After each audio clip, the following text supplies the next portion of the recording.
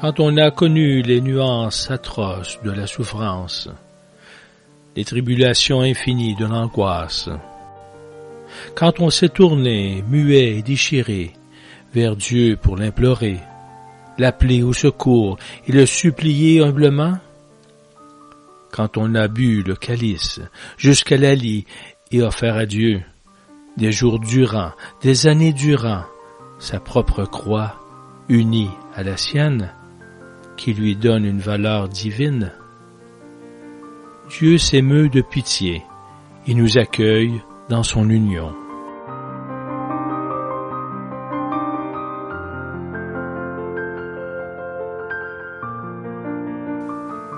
Alors, après que nous ayons mesuré la valeur irremplaçable de la souffrance, cru à la logique de la croix et constaté ses effets bienfaisants, Dieu nous montre sous une forme nouvelle et plus élevée qu'il y a plus précieux encore que la souffrance. Un amour de miséricorde qui nous fait ouvrir notre cœur et nos bras aux malheureux, aux marginaux, aux victimes de la vie, aux pécheurs repentants. C'est un amour qui sait accueillir le prochain égaré, qu'il soit ami, frère ou inconnu, et lui pardonner 70 fois 7 fois. Un amour qui fait davantage le pécheur qui revient que sans juste, et prête à Dieu son intelligence et ses biens pour lui permettre de manifester sa joie au Fils prodigue.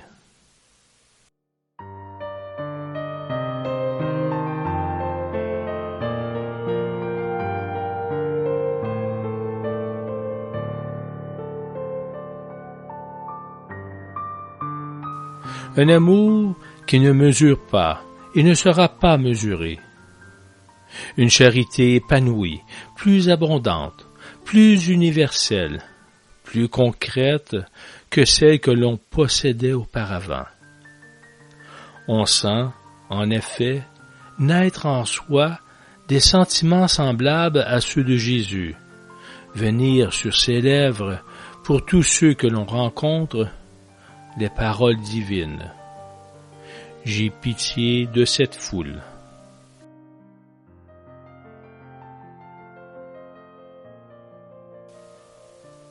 Beaucoup de pécheurs s'approchent, parce qu'on est un peu l'image du Christ, et on entame avec eux des conversations semblables à celles que Jésus tenait avec Marie-Madeleine, avec la Samaritaine ou bien la femme adultère.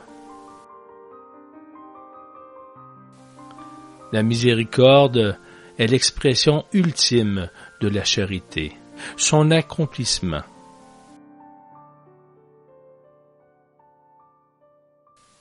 Et la charité surpasse la souffrance, parce que cette dernière n'existe qu'en cette vie, alors que l'amour demeure aussi dans l'autre.